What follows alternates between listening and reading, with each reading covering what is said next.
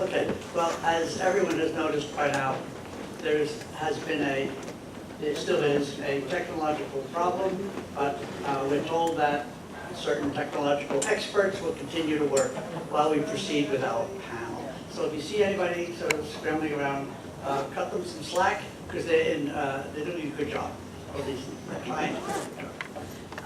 All right, so you presumably have read the description of the talks.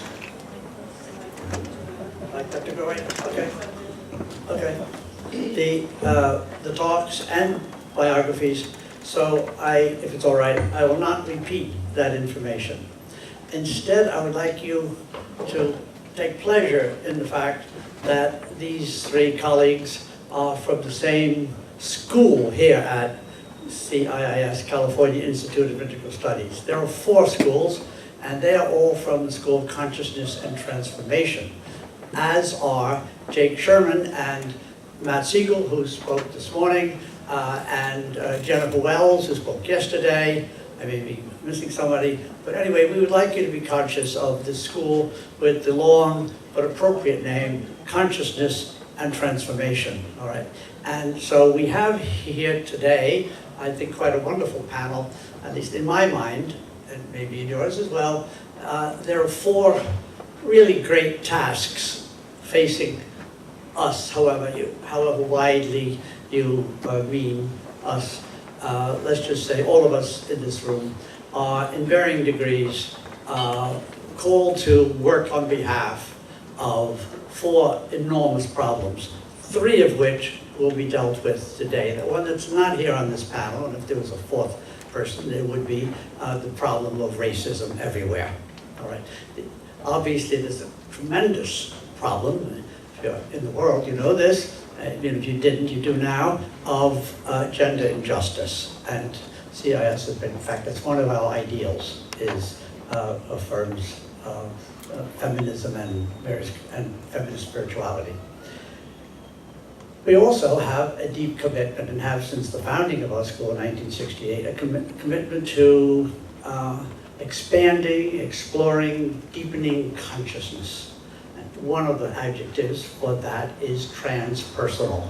All right, in other words, it's beyond the personal, including the personal, but also beyond the personal to the cosmic and the depth dimensions, and etc. And you'll hear Glenn talk about that, since he's at the current time one of the primary spokespersons. I would like to give you an idea that although sometimes we complain to each other that our programs are silos, actually it's not quite fair. We are all sharing each other's worldviews in very deep and creative ways, and our students are going in and out of our programs, and so there's a kind of a build-up of, let's call it, family resemblances of ideas and ideals and pedagogies and etc. So you've already heard 3 people from our school. You're about to hear 3 more. Okay, so the first of these, I should give you some ground rules. We will finish by 6 o'clock no matter what happens, all right, even if I have to interrupt each sentence.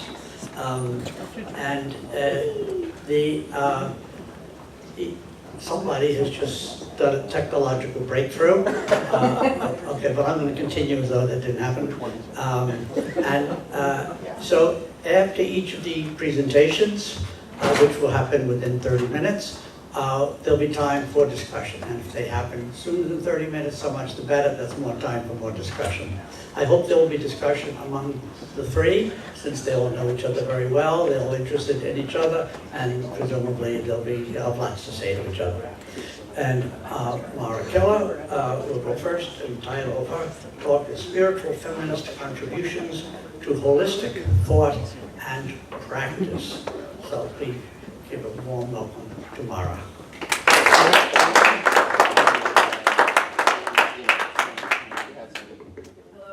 And good afternoon. I'm glad to be here with you. I think this is such an important conference. The political moment is great and grave, as you know. From the vantage point of the Me Too movement today and the emergence of the massive protest movement that immediately followed the inauguration of the Trump presidency, we see that the women's liberation movement is still alive and very dynamic today. I will first describe the historical backdrop of the momentous movements for social justice in the 1960s, civil rights, anti-war, student, women's, gay, and lesbian movements that became focused eventually into the peace movement to prevent nuclear holocaust, and that finally succeeded in the de-escalation of the arms race between the US and Russia that had threatened all life on planet with nuclear winter and total devastation. Next, I will consider various philosophical perspectives and political ideologies, the contending worldviews that gripped people's passions of that time, on a spectrum from right to left, on what we refer to now as the gender wars and in international politics. Finally, I will focus especially on the contributions of spiritual feminist thinker activists who believe fiercely and gently in the power of participatory democracy, personal and social empowerment, education and health care for all, the importance of caring for children, the sick, and the elderly as key markers of an advanced civilization. In short, in generating the blossoming fulfillment of whole and healthy individuals and communities around the world. I grew up at my mother's knee, so to speak, learning from her the Christian values of love thy neighbor, do good unto others, and be a loving and charitable person who helps others in need. I learned that education is good, racism is terrible, and there should be liberty and justice, freedom, and the pursuit of happiness for all. I still believe in these spiritual and political values, and I believe they have compelling practical political implications now as ever. When the African American youth Emmett Till was lynched and burned in Mississippi in 1955, I learned indelibly how horrific and hateful racism can be. He was 14, I was 10. That memory haunts me still. When I was in college, like millions of others, I joined the civil rights movement and became a follower of Dr. Martin Luther King, nonviolent activist who himself was following in the footsteps of Gandhi. Gandhi had led the liberation struggles of the peoples of India against British colonialism to eventual national liberation. I was inspired by King's moral and spiritual leadership, of his dream of a better America, where people of all colors would be judged, as he said, not by the color of their skins, but by their character. I went with a group of students and my campus minister to Washington, D.C. to lobby for the Civil Rights Act of 1964 that was enacted later that year. It was there that I learned to sing in a church basement filled with black and white activists, the civil rights anthem, its hymn, "We Shall Overcome." Deep in our hearts, we do believe we shall overcome someday. After 1965, the Vietnam War escalated and many young men were drafted. Many died, not only the US troops, but many thousands more of the Vietnamese people. To protest the growing war in Vietnam and the mandatory draft of young men to fight a war that many of us came to think of as unnecessary, I became part of the student anti-war movement, practicing grassroots politics. While I was in graduate school, I joined SDS, Students for a Democratic Society, and we campaigned to bring the troops home. The 1960s were a decade of turbulence and struggle that peaked in 1968. That year, Dr. Martin Luther King was killed because he had started to unite the civil rights movement with the anti-Vietnam War movement and with the workers' movement for union rights. He was leading a tremendously numerous and powerful force for change. He was tragically murdered. This was a political assassination, and we have not yet learned the truth of it. 1968 was also an election year, and the anti-war movement found its political electoral voice in the campaign first of Eugene McCarthy for whom I did door-to-door organizing, and then in Bobby Kennedy, who became the leading anti-war Democratic candidate. He also was assassinated.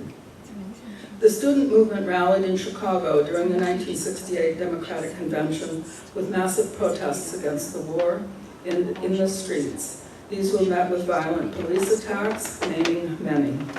At the end of the presidential campaign, the Republican candidate Richard Nixon became president, and he continued the war in Vietnam.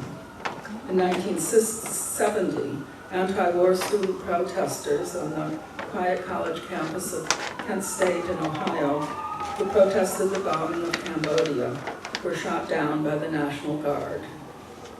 The anti-war movement continued its organizing and protesting until the war finally came to an end in 1975. We learned to see U.S. politics and its role in the world through the lenses of colonialism and the need for national liberation. This in time became understood as a clash of cultures between the hegemonic position of the West towards the global South, and the drive that went through the global South for processes to cultivate national sovereignty and personal freedom for decolonizing and post-colonial recovery. The alleged sexual revolution of the 1960s intended to overthrow oppressive gender stereotypes and proclaimed free love as the antidote to repressive sexual mores and the restrictiveness of the institutions of bourgeois and patriarchal families. The gay and lesbian movement expanded into the LGBTQI movement for the safety and human rights of lesbians, gays, bisexuals, transgender persons, queers, and those still inquiring about their sexual and gender identity or identities. The campaign for the same legal rights for same-sex couples as for heterosexual couples to marry was finally confirmed in law throughout the U.S., but not until the decision was finally won at the Supreme Court in 2015. The 1960s were defining years for my generation, on both sides of the political divide, those for and those against the war, those for and those against workers' rights, those for and against women's rights, those struggling for a new understanding of sex and gender and family, and those who wanted the status quo. Those years in 1960 planted the seeds and the roots of many of the eco-social works that continue today. The decade of the 1960s did not achieve all that we had hoped for, not anywhere close, but we have made significant progress, or we had during the last 50 years compared to how life had been before the 1960s. Significantly, in 1970, people in Berkeley organized the first Earth Day celebration with its emphasis on the rights of other than human species and the health and well-being of the planet itself. Save the whales, said the posters, and the Earth is our mother. We learned that the Earth is alive as a whole interrelated organism, and Gaia theory became, if not a household word, a source of inspiration for much ecological activism.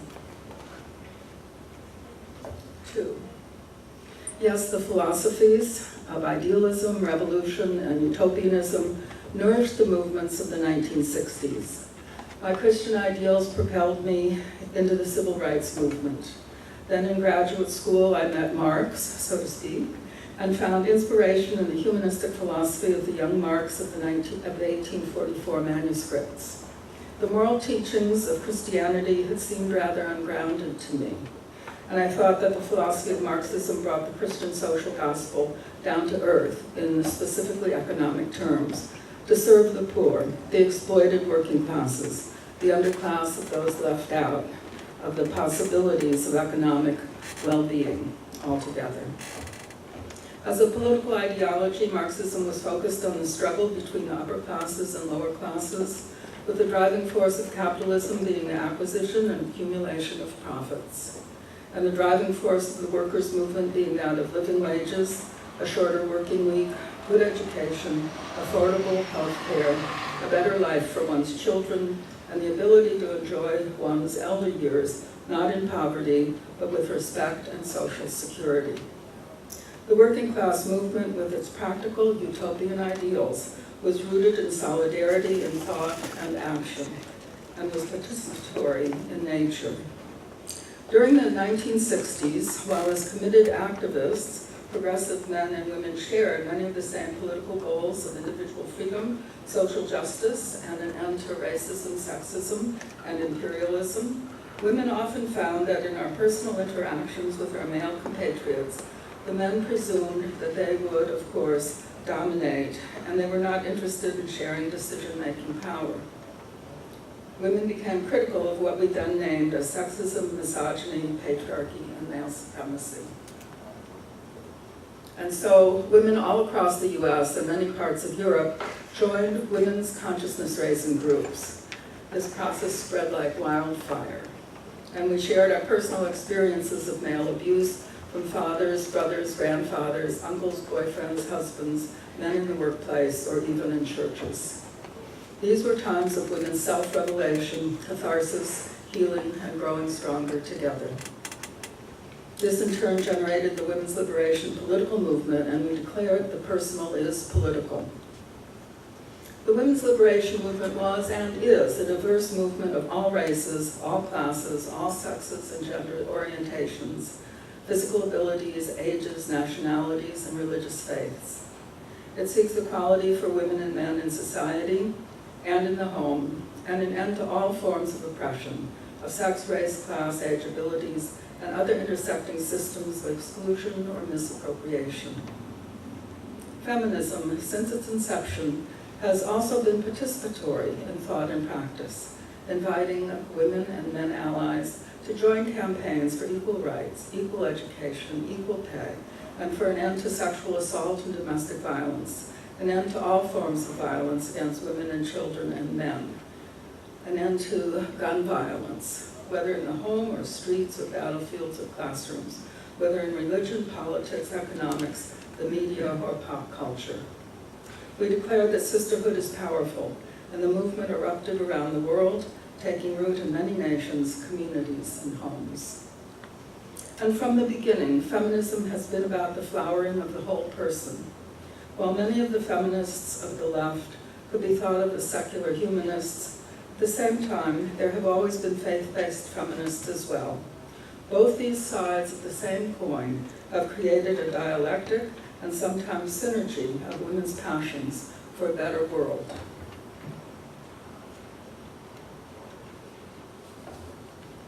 In reflection upon the cultural history and consciousness of the 1960s, what I see as a major shortcoming in many of these movements, including my own participation, was the lack of spiritual wisdom. We were passionate and dedicated, and I, for one, planned for us to make the revolution in 5 years, so that then we could get on with the rest of our lives, beyond political struggle. For me, the revolution meant good education, health care, and satisfying creative work for all, the equality of the sexes and races, and international peace. Now, 50 years later, we see that we came much closer than ever before to fulfilling these dreams, finally, during the Obama administration. But we are now in an era of what cultural historian Rian Eisler speaks of as a dominator regression, when so many of our gains towards a better life for all are being wiped out hand over fist. The era of the robber barons has returned, and these robbers are rapidly impoverishing the vast majority of the citizenry of the United States, along with other war-torn areas of the world. What was the spiritual wisdom that was too often missing, as things too often veered off from love into violence? I want to return now to the contributions of feminist spirituality to the creation of a better world, co-created by many participants who are seeking a more whole and satisfactory life for themselves and for others. I agree with Sherry Mitchell, lawyer, Indigenous activist, and the author of Sacred Instructions, Indigenous Wisdom for Living Spirit-Based Change, that our claim to our own human rights is hollow, unless we extend this claim to all humans. When I think of hypocrisy, It is the claiming of a right for oneself that is only for oneself, or only for one's own race, or only for one's own class, or one's own sex, and not for all others. We are seeing too much hypocrisy in public life today. I also am inspired by the words of the poet Linda Hogan of the Chickasaw tribe. Suddenly, all my ancestors are behind me. Be still, they say. Watch and listen. You are the result of the love of thousands. Yes, we are, each one of us. Here then are two of the foundational ideals of women's spirituality. First, as we claim our equal rights as women, we claim these rights for all. As Hillary Clinton declared at the UN World Conference on Women in Beijing in 1995, human rights are women's rights, and women's rights are human rights. Second, it is important to remember time and time again, we come from love. The love of our ancestors, the love of our parents, the love of our friends, the love of the cosmos, the universe, the divine. We find love woven into the texture, the fabric, the sinews and tissues of everyday life. We see ourselves as egalitarian and compassionate, participatory and kind, inclusive and affirming of each person around the circle. I teach my students what Haradas Chaudhry taught his students, that education must be multi-perspectival, that we need to listen to the stories and truths of each person in the circle, each with a different perspective, and consider the many multicultural, multi-religious, multidimensional views of all. Moreover, education needs to be transformative of the person through the integration of body, mind, heart, and spirit towards a wholeness of being. The Women's Spirituality Graduate Studies program here at CIIS, now celebrating 25 years of surviving and thriving, emphasizes an embodied spirituality and women's ways of knowing that include body wisdom, intuition, creativity, and a free spirit. We are now creating a conference that takes place in 2 weeks called Women Rising, New Visions for a Post-Patriarchal World.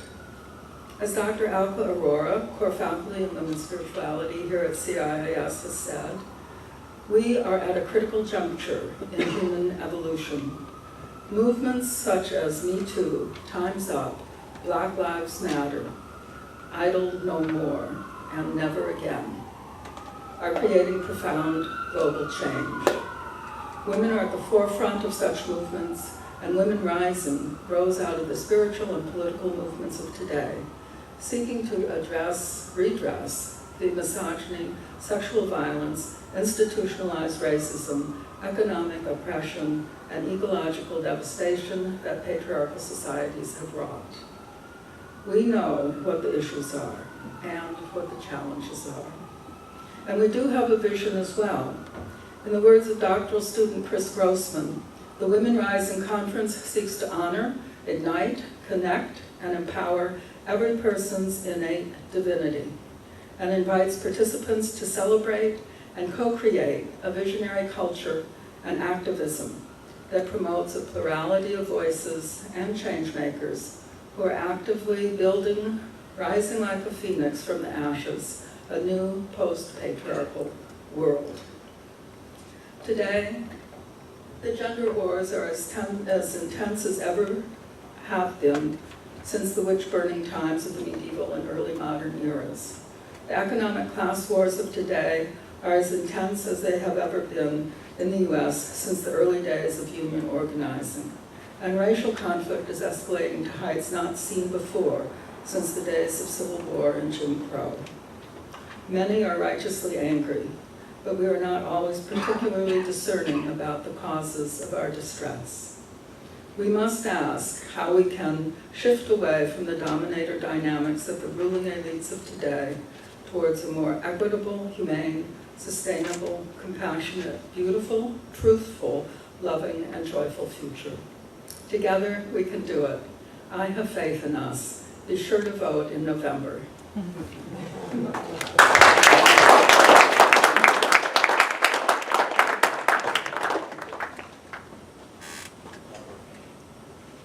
have a series of slides. I'm going to talk by means of the Mike. slides. And hopefully the images will grip you. Some of them will speak for themselves. Some of them will need some commentary. The slides and the story I'm going to tell you today is part of a larger story around the evolution of consciousness that I and my colleagues in the Philosophy, Cosmology, and Consciousness program in particular, and our larger PCC community have been engaged in for some time. Can you use the mic a little more? Well, there is a mic here, but I can hear myself coming out of the speaker. We have a solution. How's it? We can turn this off. Can somebody turn this off? Yeah.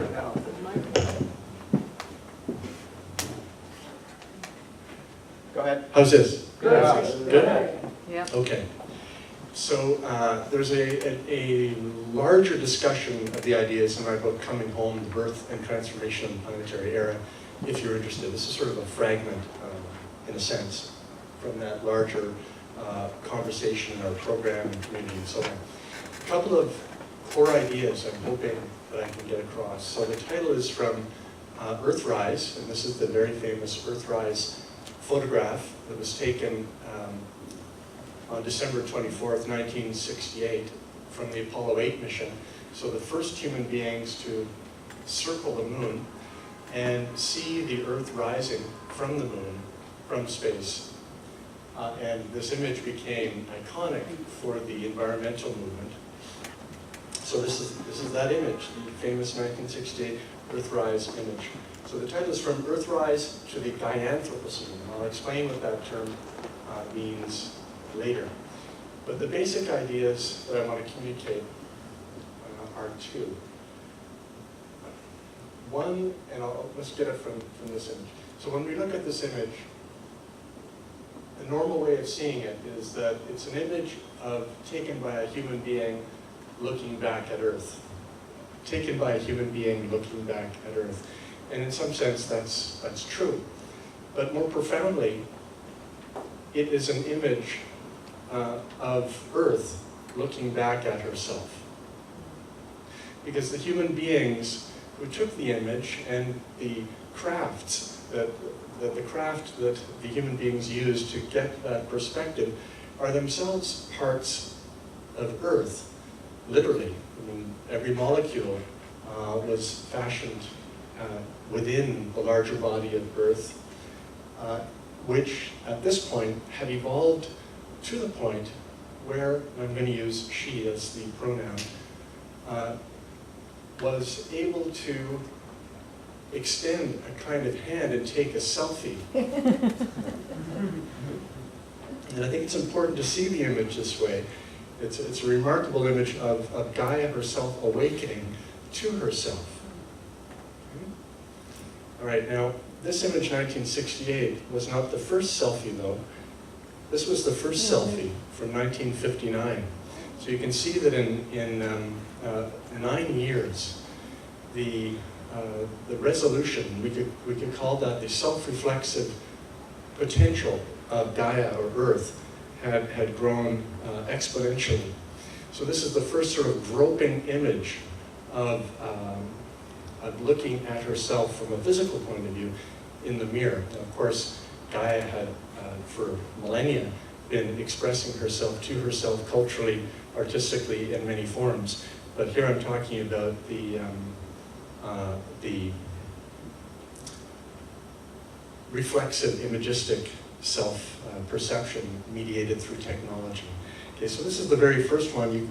It's remarkable. This is one shortly after, a few years after. And then we have the famous Earthrise of 1968. And then we have this one from just a year or so ago, from a Japanese satellite orbiting the moon. So, this is what, 50 years. So about 50 years after the first Earthrise, this is what it's gotten to. Okay? So clearly, a remarkable evolution of Gaian self-consciousness has taken place in these 50 years, mediated through technology. Okay, so first idea is that Gaia is awakening to herself. And although there may be other ways that she is awakening to herself, she is doing so also through the human, mediated by technology. Now, Bindu remarked in her fascinating communication today that the counterculture that we associate with the 60s, or the counterculture in general, is always in relationship, a kind of dialectical relationship with the mainstream, otherwise it wouldn't be counter. So another idea that I want you to consider today is that this Gaian self-awareness that is usually more associated, certainly by using the term Gaia, with more countercultural streams, was somehow, if not catalyzed by, it was inextricably bound up with mainstream, not only mainstream culture, but in a sense the antithesis of the counterculture, which we could say is the military-industrial complex, or empire for short. So the idea is that somehow, paradoxically, the rise of Gaian consciousness between not only 1968, but I would say 1957, synchronistically the year that I was born, with the first satellite that orbited Earth, so the first time that Gaia was able to extend a part of her physicality to break free of the gravitational pull of her larger body. This is no mean feat someday. But Gaia was able to do it with the Sputnik satellite in 1957.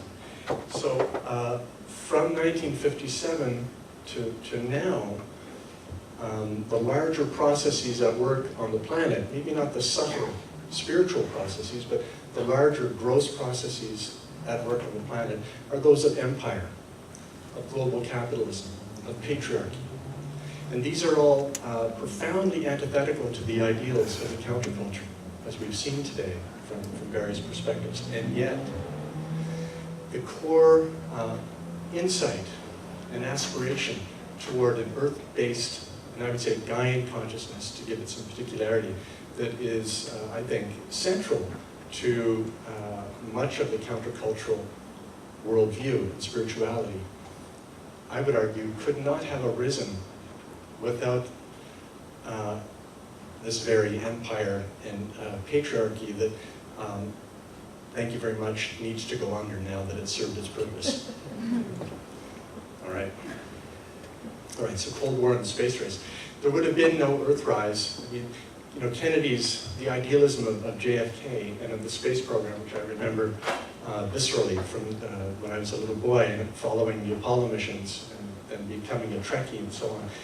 The noble ideals of space exploration,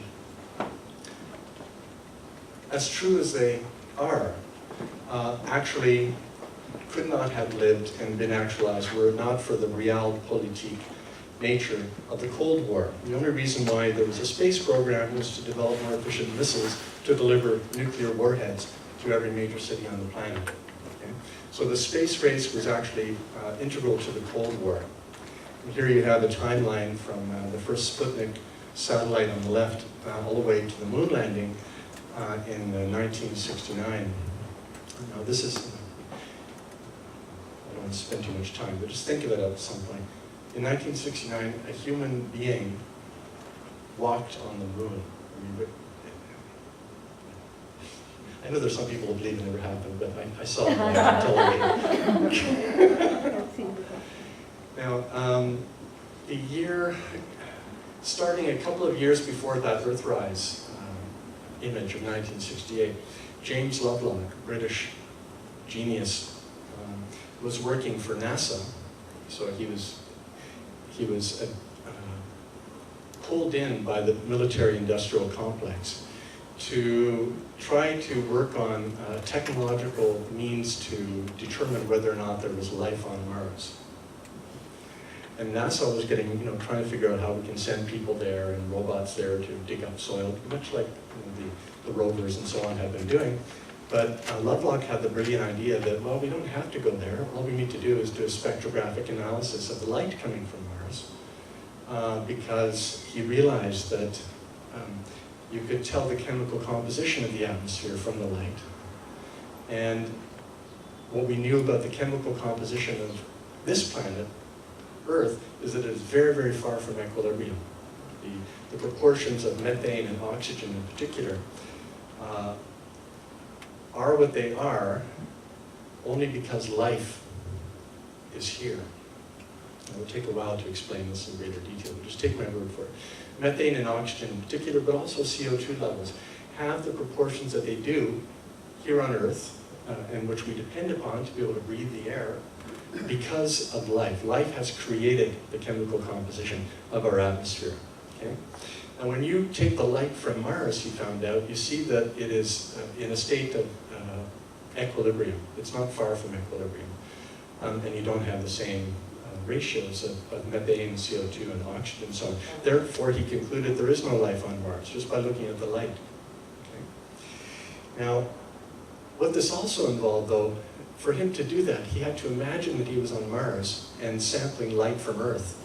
So he started by again, giving this self-reflexive gaze back to Earth, and determined what the what the spectra would look like from the Earth's atmosphere, and saw that, well, Earth, this living Earth, has this spectra, and then he did it to Mars, right? So the same thing as the Earthrise image is happening here in Lovelock. Of course, he went on from these observations to develop what he called the Gaia hypothesis, and then became the Gaia theory, which fundamentally, I mean, there are different versions of Gaia theory out there, but the basic idea is that the Earth is a single self-organizing system whose fundamental constituents, but particularly the atmosphere, the hydrosphere, so its organs, the water organ, the air organ, the atmosphere organ, but actually also the plate tectonics, have the nature that they have because of life, and that life maintains the conditions that are optimal for its own flourishing. Now, the strong version of this is that the Earth as a whole, Gaia as a whole, is a single, not only self-organizing system, but a living being.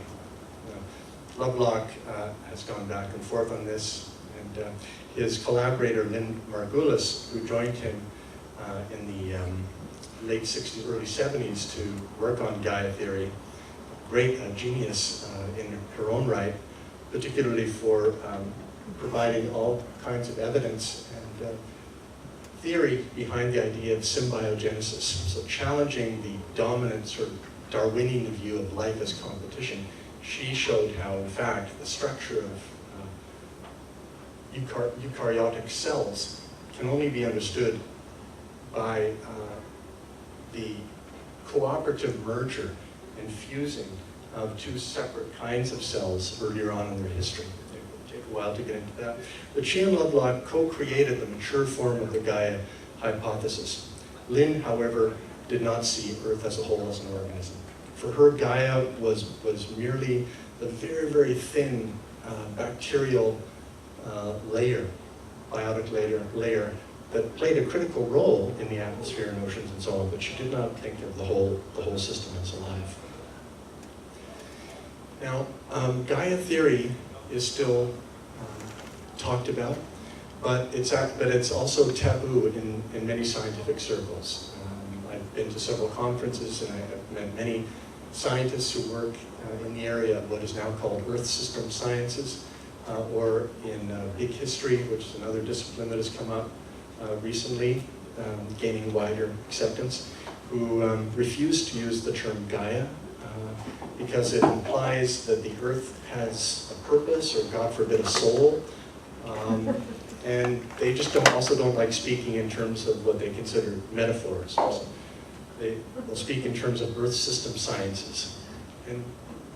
Right. So here is an example of how far since the Earthrise image, or that first selfie, Earth's ability to represent herself has gone. So we've gone from that first grainy kind of selfie to the equivalent of MRIs and way beyond X-rays. These are images of various dimensions of Gaia's body in terms of insolation, surface temperature, cloud fraction, precipitation, aerosols, and so on, just to give you a sense.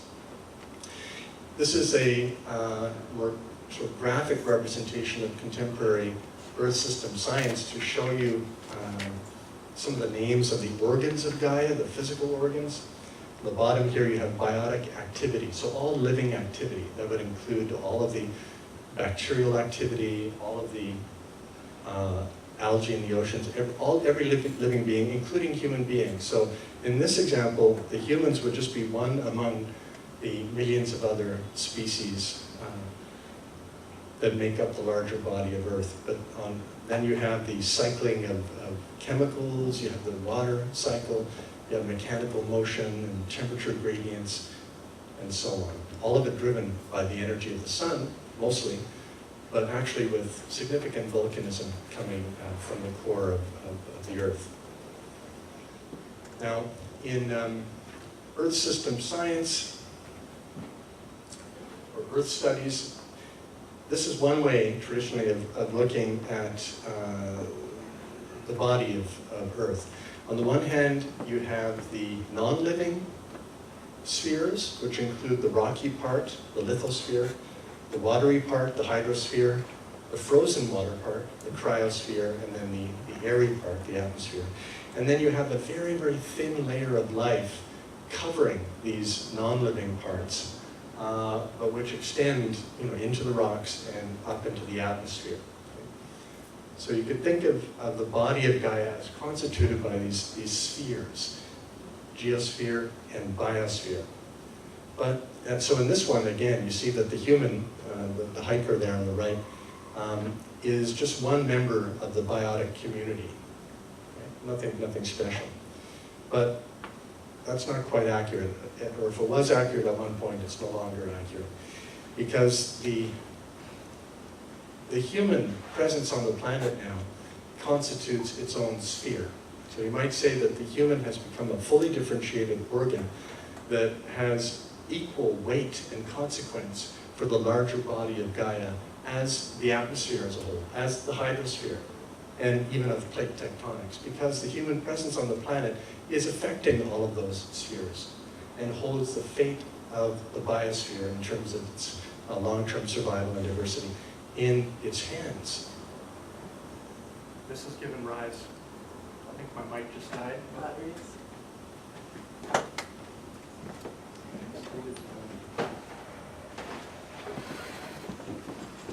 There's one next to Robert. Is there one next to Robert? Check. Oh, here. Great, got it. Thank you, Matt. So this fact of the literal weight of the human on the planet and its more subtle effects has given rise to the idea, well, here's another image of, it's not a literal image, but it's a truthful image insofar as there are currently more than 4,000 satellites orbiting the Earth. Right. And it's quite likely that number will triple and quadruple within a decade. There could be up to 30,000. Of course, it could all come tumbling down due to the Kessler syndrome as well. The Kessler syndrome is what happens when one of these things break up, or when two of them smash into each other, and they form 1,000 pieces, which, traveling at 50,000 miles per hour, however fast it is, smash into other satellites that smash into a million pieces, and you get a cascading effect. So the Kessler syndrome is a very real threat that many people are working on trying to avoid at this point, to find out how to retire and recover some of these satellites. But these satellites, they're not just debris. They are debris, but they are also part of Gaia, that she has somehow managed to free from her gravitational pull to facilitate self-reflexivity, not only in the form of images, but in the form of communication, ongoing communication among humans. This is an image of transport. Well, it's an image also of just light coming from inhabited parts of Europe and India, you can see mostly there, but also transportation routes. So it's cities, roads, railways, you have transmission lines, pipelines, shipping lanes, submarine cables, and flight routes. So this shows you the fact that there is no part of the body of Gaia, and not only her surface, but into the atmosphere and the cryosphere, into the depths of the ocean, in the deepest trench of the Pacific, that is not now indelibly tattooed with the human presence. And this has given rise to the idea of the so-called Anthropocene, which I think Jennifer spoke to you about, and I'm so sorry I missed her talk yesterday. I don't know what she said, but she must have spoken about the Anthropocene. What that term points to is that we live in a time now, we in fact are the first humans to live in a time where our species is defining the character of a geological age. Now, this is remarkable. It's totally remarkable. This is just not a literal representation, but a suggestion from Facebook communication, social media, that gives you a sense of a certain aspect of the anthroposphere, which we could call the technosphere, and particularly the social media technosphere, that is like a subtle web of electromagnetic energy spun around the surface of the planet that carries the consciousness of a lot of puppy photos and what I ate last night. 5 minutes left. This is the Anthropocene. Okay. Now, the Anthropocene. What I want you to notice here are all these exponential curves rising on the right. Here's some of the others that are. Now, on the left, you see socioeconomic trends. On the right, you see Earth system trends.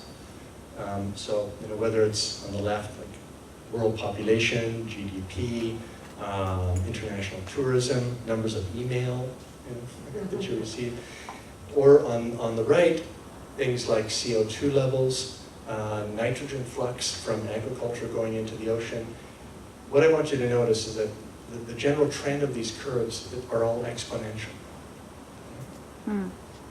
This is one of population, going back to the Neolithic, so right before the agriculture takes off. And you see nothing much changes for almost 6,000 years until we get to our point. It shoots up. Here's another hockey stick line. This is CO2 levels in the atmosphere going back 800,000 years. We could go back further than that. And you see the line is sort of like an EEG or a heartbeat, which are natural variations of CO2 levels that are correlated to changes in average global temperature, which are very, very stable for way long before our species emerged, about 300,000 years ago, until our own time where it shoots up like this, okay? This is a very recent image from last month, showing all of the California and BC and some Alaskan fires burning. They're not the literal fires, these are particulates in the atmosphere from the fires, the orange. The white are dust particles, sand particles, and so on. The blue is water vapor. So this is there's a few different orbiting satellites now that are able to take these images. This is from August 24th, I think, this year. But look at the exquisite beauty and terrifying quality of this particular moment, but at the same time, the exquisite beauty and the evolving self-perception of the body of Gaia. But it shows you that something is really amiss. And these fires burning, the changes in the atmosphere are a direct result of all of these other curves that we saw. This is from a recent study that has just come out from the American Academy of Sciences. And what it shows is that this is the little Earth in the middle on the right is where we are, And where we're headed is straight ahead into so-called Hothouse Earth. And basically what that means is that business as usual, which is, there's no indication that anything else is happening, except maybe here in California, is propelling Earth to a point where literally complex life on the planet will be gone, could be gone within very soon. But even before that, civilization, as we know it, will collapse. And that I have several of my colleagues who believe that could happen within 10 years. Okay. Now, the other line going off to the left, stabilized Earth, is if we do the impossible, which would start by getting rid of this Republican government, I have to be honest. But it would also mean radical political reform from the UN down and from the grassroots up.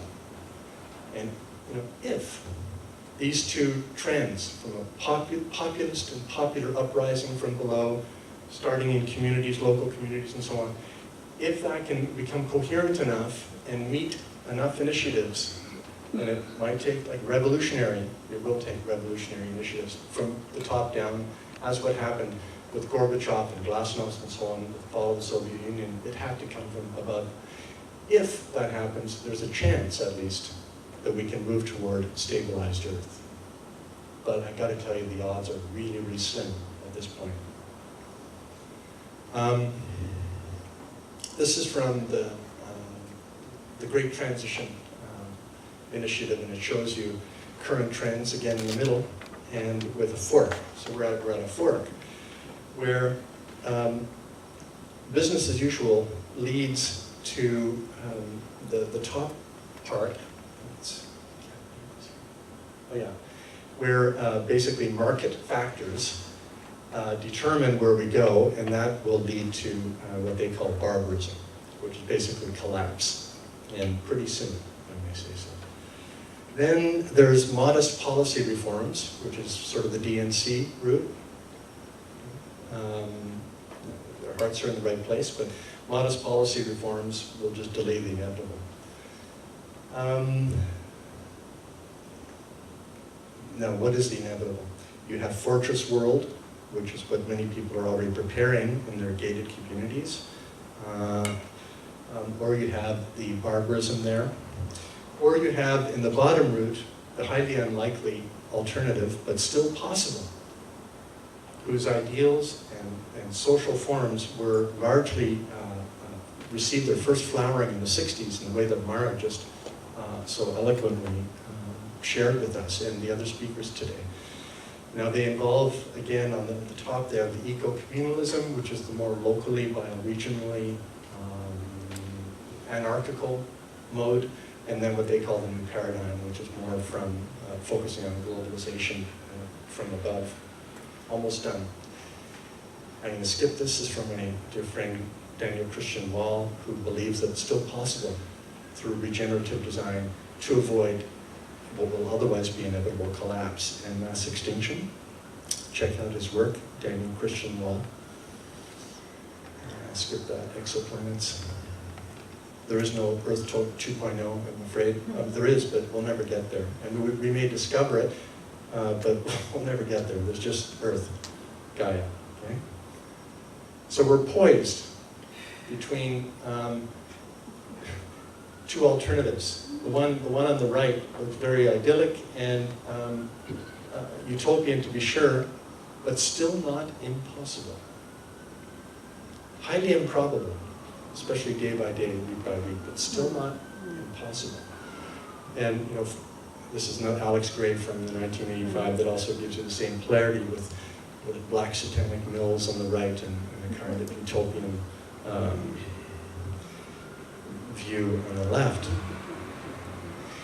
If we are to succeed, it will only be if enough, on the one hand, individuals and those particularly who are privileged enough, who don't have to worry about where their next meal is coming from, whether or not they're going to be bombed from one day to the next, and so on. If they can start to weave their own individual consciousness into the emerging self-consciousness of Gaia, and I think CIS has been playing a leadership role in this regard. Then there's hope, and we will be not only avoiding the worst, but we'll be incarnating the ongoing miracle, which is to be living beings in the living body of Earth. Thank you.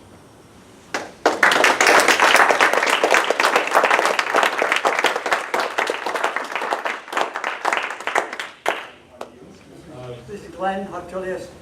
Let me just give you a title. It is Participatory Thought as Inclusion with Rigor. Well, great day to be here in the city. No, it's not. New York is the city. This is a city, what are you talking about? No, it's It's not. definitely a city. No, New York is the city. I think Okay, gentlemen, okay, so. What are they So arguing? if you're in New York State, New York City is the city. And if you're in the Bay Area, San Francisco is the city. Yes. And they can both be the city, but just in a different location. So, thanks, guys. So we have so I run the integral and transpersonal psychology PhD here, and which for me is not about specifically those domains as much as it is about a whole person approach. And in the whole person approach, we have a remarkable challenge, a sort of opportunity that we've not had before.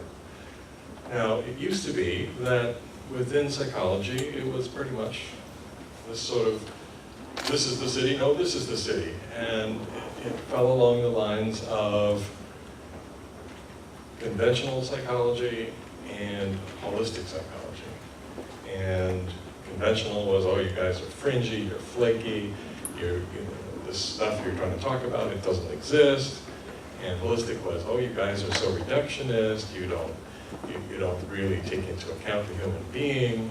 And this is, we're talking about living human beings here with feelings and so on and so forth. We don't want all those nasty tests and tools that you have because we're living people, right? Well, the remarkable thing that's happened in the last 15 or so years is that what used to be alternative is now mainstream. Spirituality is mainstream. Meditation, yoga, holistic health, psychedelics. All of these things are things that are being studied in mainstream. And the challenge that we have is to step up to the responsibility of our success. Because in a sense, these are things that more holistic communities have been sort of promoting and holding and teaching and advancing for decades and have been on the margins. And now the challenge is, how do we handle it? How do we participate as these things become mainstream? And that's where participatory thought come in. Now, why? You might say, well, if the mainstream is doing it, well, maybe our work is done. Not so. Because when you take whole person practices, ideas, processes, and you put them into a mainstream context, what happens is they become changed. I'll give you an example. In 1989, John Kabat-Zinn came out with his first paper. He was working as a physician in Massachusetts in the hospital, and he had patients with chronic pain. He, as a Buddhist practitioner, thought, there must be something I can do for these patients to help them. There must be a way that I can teach them some of what I have learned in my Buddhist meditation practice so that they can have some relief from pain. And so he developed mindfulness-based stress reduction. They tested it. It helped people. Great. So here is an esoteric, Eastern-based meditation practice being used in a hospital setting and having empirical scientific evidence that it helps. Fast forward 10 years, 1999. Langer from Harvard University comes out with a book, Mindfulness. Now this wasn't Harvard University going, hey, that thing that John Kabat-Zinn did, we want to do that too. This was taking the term that was starting to gain currency with a process that shifted people to a radically different state of consciousness and recovering it, reclaiming it for a cognitive model. Langer's mindfulness is about being in the present moment in the sense that you're thinking about your problems now instead of your problems in the past. It's about paying attention cognitively. It's just about being alert, is what it is. Okay? It's not about changing your state of consciousness. It's about having a more clear and focused cognitive state of the kind that you had before. There isn't a transformation. It's nice. It's good. It's practical. You know, we need to be clear. We need to pay attention. We need to notice what we are doing. But it is not the sort of transformative process that John Kabat-Zinn was teaching. 1996, Professor Hayes from the University of Arizona came out with acceptance and commitment therapy, which again is about the present moment in the sense, well, let's not talk about what happened to you when you were a kid. Let's talk about what's happening in your life right now. Let's help you solve those problems. Okay. So when a transformative process, a whole person process, is brought into our culture, if we are not bringing in, if we are not as a sort of community of scholars and researchers working to carry that ball forward, what will happen is that it will be recaptured by a cognitive society. The transformative element will be gone. And what we will have is just another cognitive tool. Well, that's nothing against cognitive tools. Cognitive tools are great, but they are not what these communities have been working to preserve and advance and study and promote for all of these decades. So that is why, even though some of these whole person concepts have become mainstream, if we are not participating and involved in the research and study and advancement of them, they will be even farther from having effect in culture than they used to be when we were just on the margins. So, how can participatory thought help that? Well, one of the challenges is that when you have a sort of scientific culture that essentially analyzes the world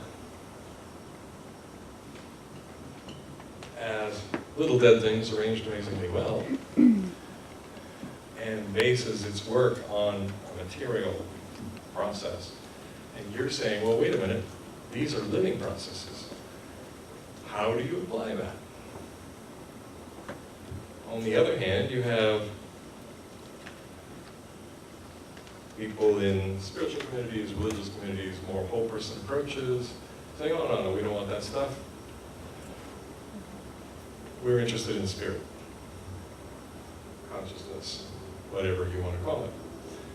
So how do you, if you're going to take these whole person processes and concepts and engagements, and you're going to deal with them both in a way that's authentic to the traditions and communities that they come from, and that are also scientifically sound, you're going to do it because there's a tension there. Now, what participatory thought does is it comes in here and says, this division is artificial. This division doesn't exist. Never did. metaphysics. What do we mean by metaphysics? Probably something you think of, oh yeah, the metaphysical bookstore, Bodhi Tree, whatever your favorite metaphysical bookstore is.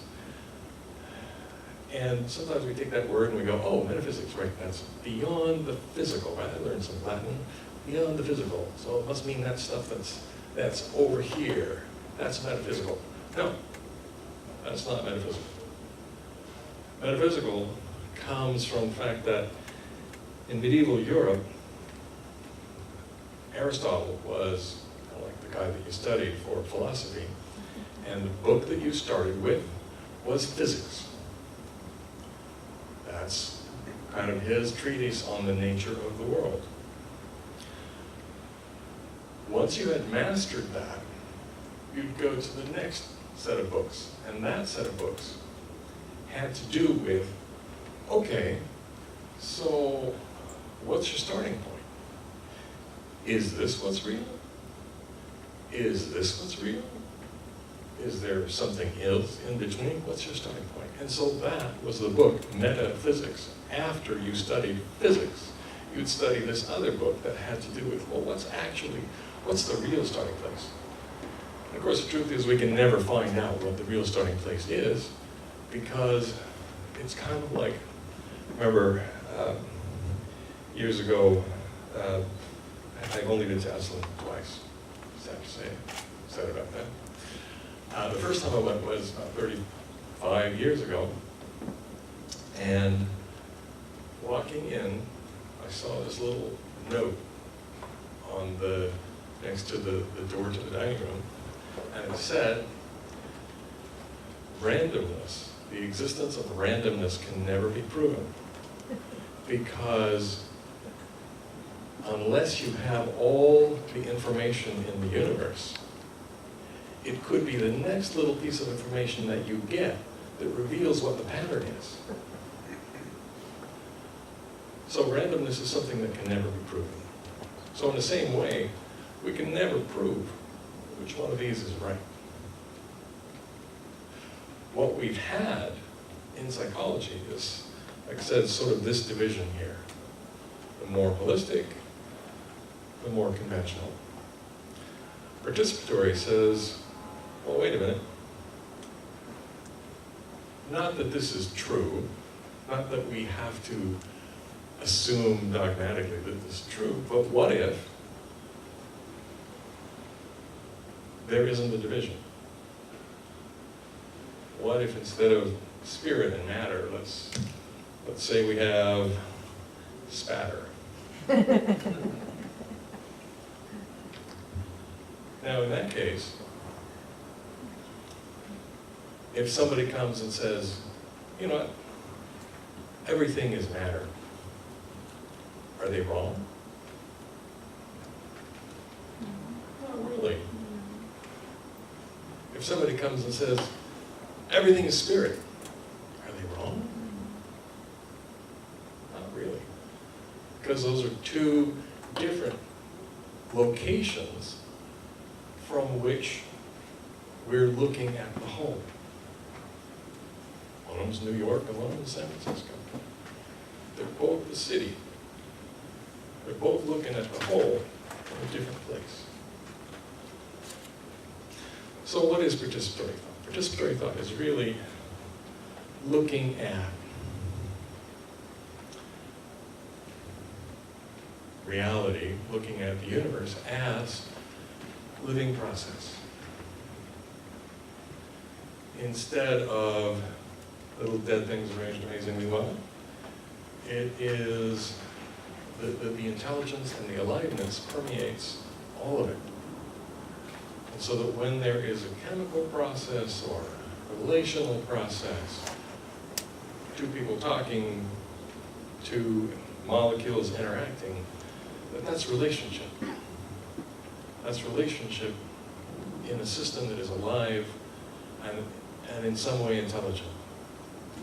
Not just this, and not just that. It's both of those things. Those are just two different ways to abstract it and look at it.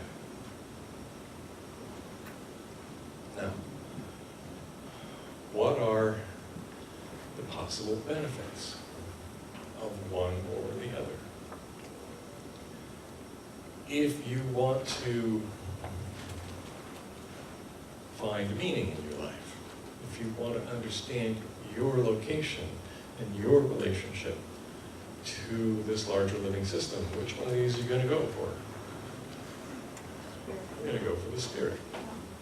If you want to build that Japanese satellite, that beautiful picture of the Earth came from, which one are you going to go for? You're going to go for the material one, right? They both have their utility. They're different locations. They're different forms of relationship with the whole. Now, which one is more correct? New York or San Francisco? Well, of course, San Francisco. Well, of course, San Francisco. Yeah. But it's kind of a silly question, because we don't think about which geographical location is more correct. It depends on what we want to do. There are things you can do in New York, and there are things you can do in San Francisco. They're not exactly the same. And in a similar kind of way, with a participatory model, you can say, oh, this location is good for some things, that location is good for some things. Neither one is more right than the other, but not in a relativistic way. Not in a postmodern, oh, it doesn't really matter, just make up your own thing kind of way. No, because the things that we do in these locations are important. They are real. Our relationships with the world are real. Because they're relationships and we rely on them. So this is not about sucking meaning out. It's just about saying, hey, we have choice about the ways that we want to relate to the world. Okay, next question. If these two cannot be separated, is it possible to use scientific methods to study this?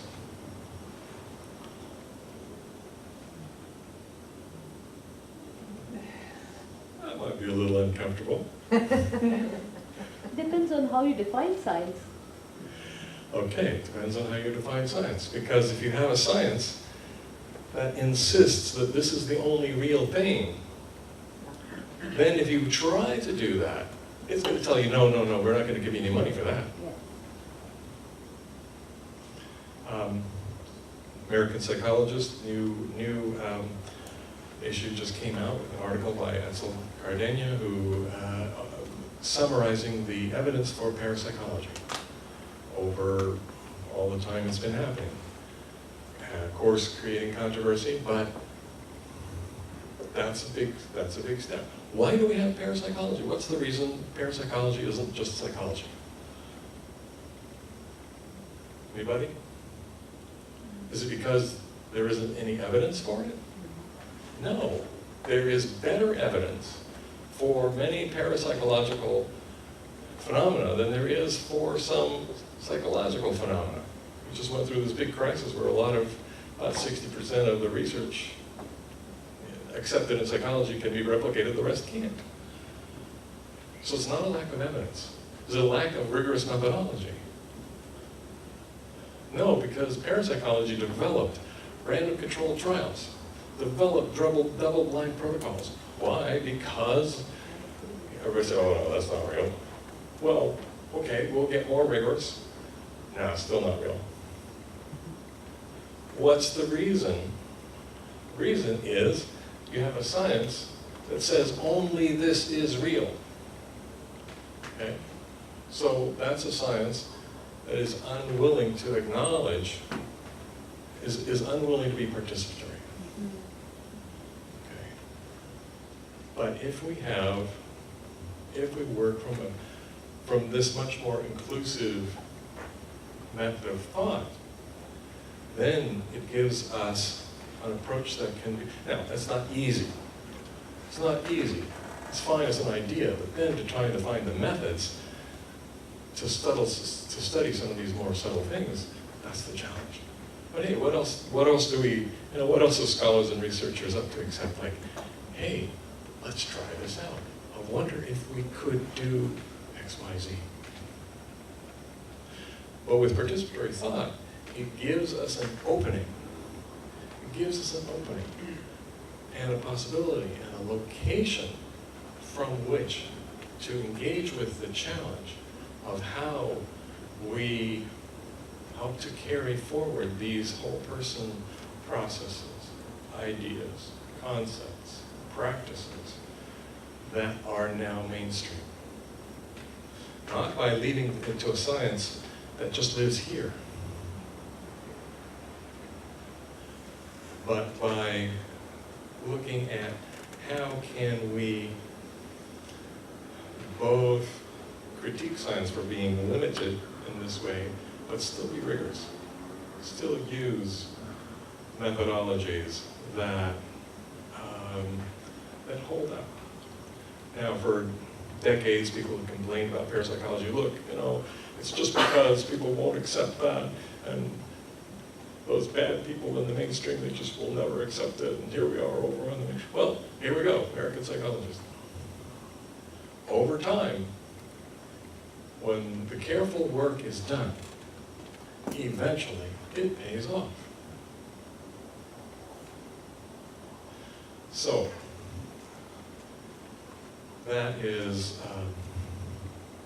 that's really the invitation and the challenge that I would like to share with you in terms of taking this notion of participatory thought, which can function, also as a way, as Mara so eloquently spoke about, the inclusion that we need, not only of gender, but also of ethnicities and cultural backgrounds and historical backgrounds and all of these various perspectives that a science that is informed by participatory thought has the potential to be able to open some of those doors where we can maintain the authenticity of the sort of traditions that we hold, and at the same time take on that responsibility of carrying this work forward in a scientific way, because that is what is required when these things become mainstream. Thank you.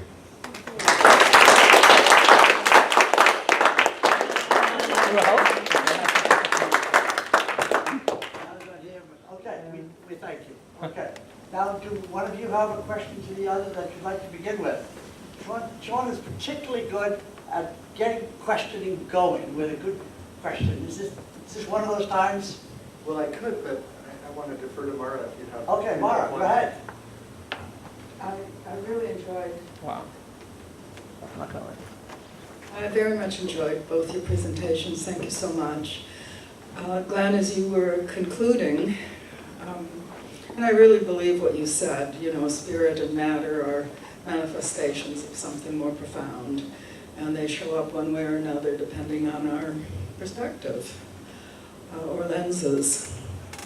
But my question for you is, what predisposes a person psychologically towards a participatory consciousness and wants to do what you were recommending, and what predisposes a person psychologically to one or the other of the two orientations? That's a great question, and I don't have an answer. But I will say that it's kind of like when you've exhausted all other options. I think that in a way, having easy answers in your life and kind of a it's kind of like the hero's journey. If you stay at home in the village, you won't really go on that journey. But when your belief systems are disrupted and you have to try to make sense of it and put things back together, you know, whether it's religious communities where somebody grows up and it's like it's never challenged, there isn't the need for it. When you grow up in a secular or, you know, community and everything works for you, and you just go to elite school and you get a job and so on and so forth. It doesn't work. It isn't until we are challenged, I think. Speaking for myself, I usually don't change until I have to, until the universe makes me scream. And then I finally do. So my sense is that it more comes out of that need that arises when your worldview doesn't work anymore. Shades of Kuhn. Want to add, Sean?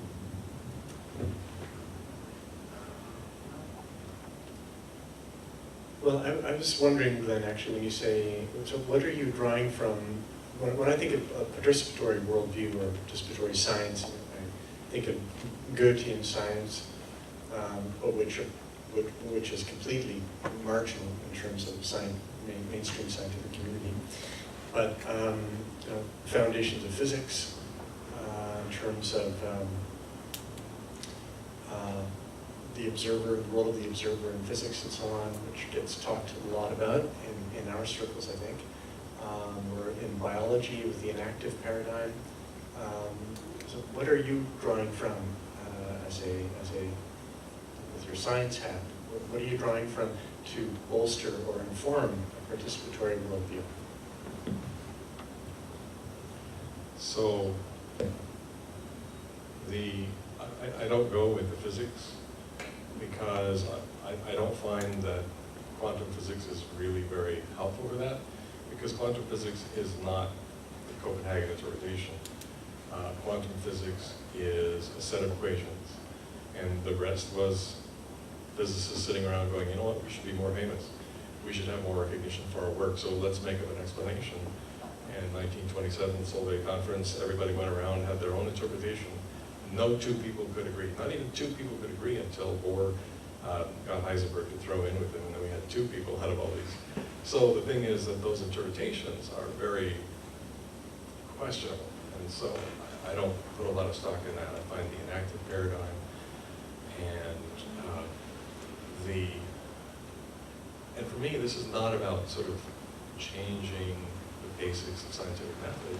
It's about changing the questions that we are allowed to ask. Because if you bring a whole person a research question is informed by a whole person perspective about our potentials, about who we are, about what we are as human beings, and you bring it to a laboratory, they go, oh no, we can't study that, that's not real. But if you come with that perspective and you go, oh, we can actually find evidence for this. And you're working with the assumption that, look, if everything is connected and I'm having an experience, that's going to be reflected in my body too. If I'm having, however sublime, however pure, however refined an experience, it's still interconnected with my body. So if I am measuring what's happening in my body, I'm not measuring the experience, but I'm measuring something that, you know, kind of is related to it. So it's really more about what kind of a container makes sense for holding these worldviews together so that we can, you know, it's like holistic views have traditionally been like, oh yeah, we're over here on this side. We're not doing that cognitive behavior and all that.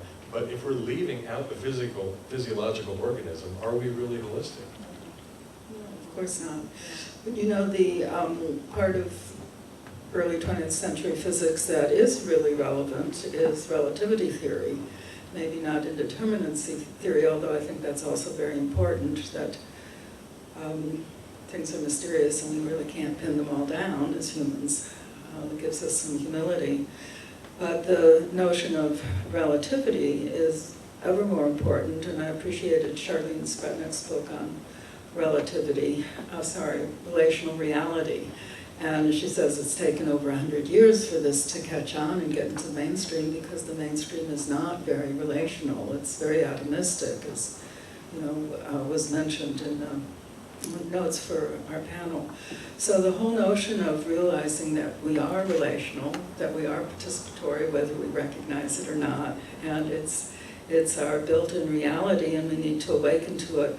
I think that's part of the physics that really supports us in what we want to do. And your early point about the misappropriation of traditional methods of mindfulness that come to us from the East, where you actually have a deep, profound sense of a spiritual reality, and that it can be taken over into reductionistic cognitive studies. I think that's a very important caution, and I think that's applicable to different realms. So I want to thank you for that piece also. I just want to thank you for all those wonderful images of the earth, self-aware.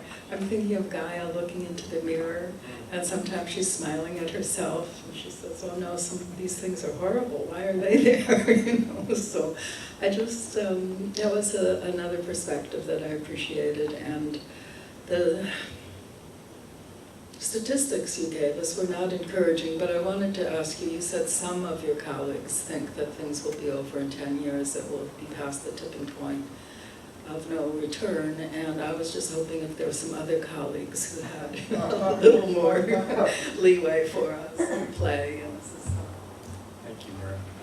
Well, some of you may have heard the Director General of the United Nations. Did any of you see his speech about 5 days ago? He said that we have 2 years to basically stop burning fossil fuels and figure out a way to draw carbon out of the atmosphere before we are committed to catastrophic runaway climate change. Now, it may already be too late. I have colleagues that say it's too late. There's literally nothing we can do to avoid catastrophe. I have colleagues who believe that. I have other colleagues who say that no, the system is too complex, there's an erratical uncertainty. And so, from my point of view, we don't know. There is radical uncertainty. And 5 years ago, I mean, I've been tracking this for quite some time, and many of my colleagues have. 10 years ago, I could appeal to uncertainty, radical uncertainty, as a kind of bedrock of hope. And not only uncertainty, but to the phenomenon of emergent properties. The fact is, if we look back at the grand evolutionary sweep of life on the planet, there's no way that we could have predicted the rise of flowers or the rise of mammals. All the major mutations and transformations of life on Earth have been unpredictable before they happened. This is the nature of emergent properties of complex systems. So some people point to that and say, so now the Earth system is at one of these points so far from equilibrium, approaching a bifurcation point, and something could happen. Well, it could, and that's called a miracle. No, but it's true. I mean, and I believe in miracles. But the point is that it will take a miracle. But if I put my betting cap on, all that I can say is that the odds are extremely much. Yes, some people win lotteries. It happens every day. What are the chances of you winning lottery? Right? So the Earth community as a whole is like one individual who's got up waiting to hear the results of a lottery ticket. That's my sense. Now, I don't mean to be so alarmist, but we should be alarmed. And personally, I don't want to go on, but personally I've been sitting with this, and just like I have to face my own mortality and of people I love who are dear to me, I have to find a space that I can, in some sense, be all right with it and keep on doing for as long as this body is working. It's not going to change how I live. I still love the things I love. There's still things that are intrinsically right to do and things that are intrinsically wrong that I need to call out. regardless of how long we have. So it doesn't change what we need to do. And in fact, it's by doing that that the miracle might happen. I promised an opportunity for some questions from all of you patient people. Now we're deep into an existential urgent situation. So any questions, preferably not speeches, but that has to happen. Go ahead. A question or comment?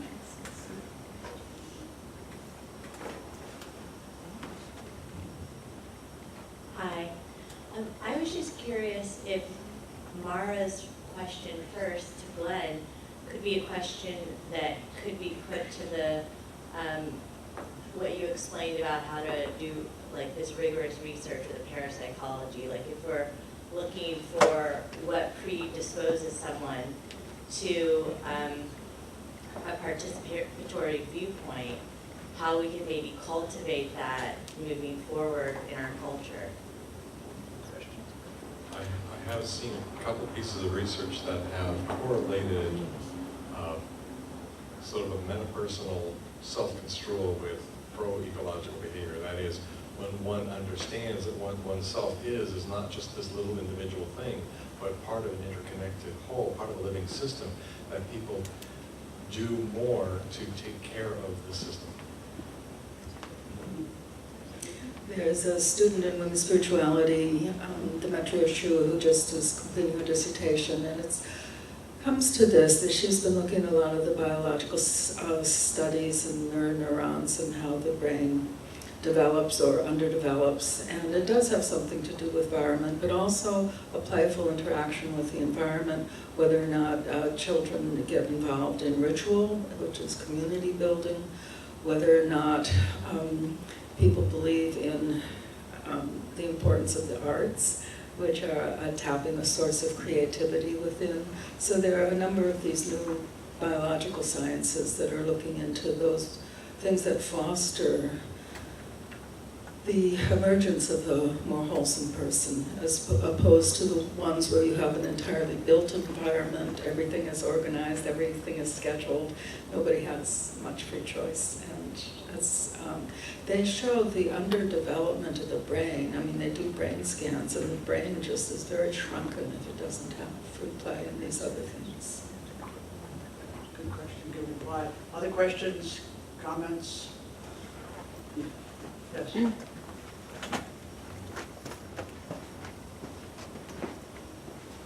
What I see is in mainstream science is a delusion, a basic delusion that I think that many scientists believe that everything emerges from matter, like when they have these studies where they see changes in your brain when you have a spiritual experience, and then they replicate the same experience by stimulating this area of the brain, then they argue that the spiritual experience is the origin is in your brain, and they always have this perspective.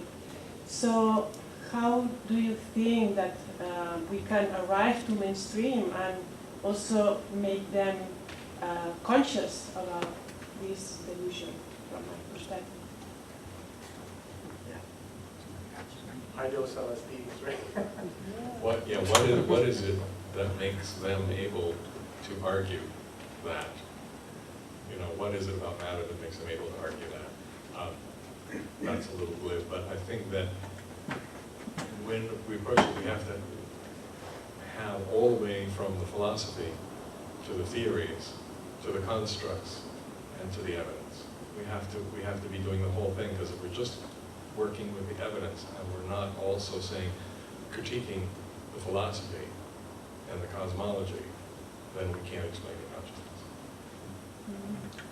I'm tempted to add, since this is a conference inspired by Sri Aurobindo and the Mother, as well as by the California Institute of Indigo Studies, that the Mother was working on the supermentalization of the cells of a body, and we're curious to know what will surface as an adequate mode of evidence. But her point was that if, to the extent that she succeeded, she thought she had enabled the cells to be creative in a new way. And perhaps the new way would be attentive to the needs of a future human body able to influence the cosmos in some way. Now, we're way out on a limb here, but I thought that since some of you are deeply devoted to experimenting with the mother, you might want to take up this study in relation to the 3 points of view that we've heard by these very well-informed, compelling scholars. Anybody want to comment? I'll add a thought. I definitely believe, I've also trained in Rose and method body work, and I do Tibetan meditation with a friend who does chiropractic and cranial sacral work, so that there's definite evidence that if your cells are in a very tight muscle, they're very constrained, they don't have optimum functioning, you don't have the taking in of food and the expelling. So there is an optimum state of being for our cells, and we have a state of being on a cellular level and all these other levels, so that definitely meditation can, in just relaxing the musculature, will allow there to be more room for the cells to drink and nourish themselves and function properly. So it's so the conscious enlightenment, let's say, of the cellular system and the electrical nervous system and all of that is readily influenced. And also, this I think overly materialistic approach has said that, a long tradition in philosophy, that consciousness is an epiphenomenon. There's the material brain, and any consciousness is the result of what you ate that morning or whatever.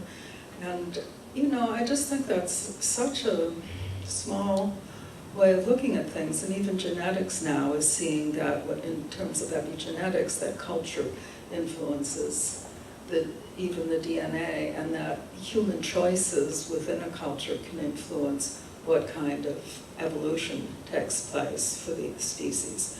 So I think we're seeing a lot more evidence of how cultural, conscious, spiritual choices definitely are a factor in evolution of states of being.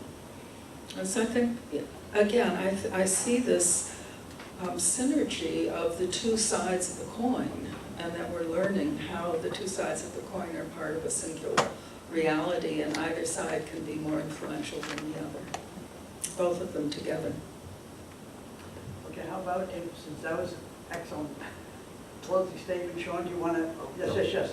Sean, do you want to make a closing statement? No, I think I've spoken enough. Okay, Glenn? No. We are done. We thank you. Robert.